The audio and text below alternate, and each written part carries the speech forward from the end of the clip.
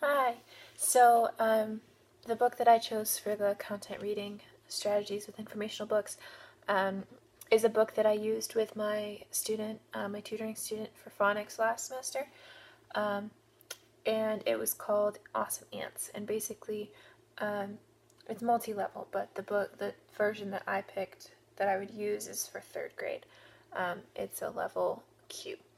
My student wasn't a level Q, but I liked this version adaptation of the book better.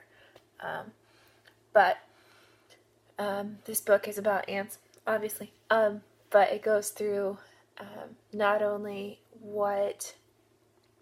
um, what are the parts of an ant, but it talks about the different types of ants. So it goes into detail about the queen and how the queen is different than the worker ants and all that. It goes into detail about um, their nests and how they're little ant hills and how they're like so much bigger underneath and all of that. And so to help teach this concept and to go deeper into it, I would do a learning center.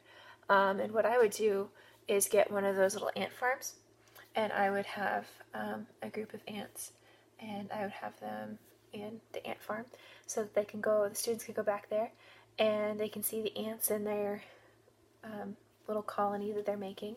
Um, and one of my teachers did this when I was in school, and I thought it was the coolest thing to see all the ants like going on in there and building their little nest.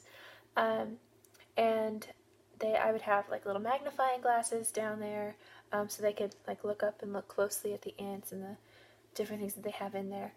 Um, and I would have a bunch of things on the table for them to do. So they could label parts of an ant. They could draw a picture of what they see.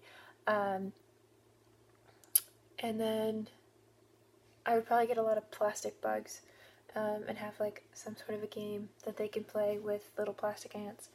Um, what I would do is I would make like a maze or something, and they have to get their little ant through the maze to get to the surface or whatever.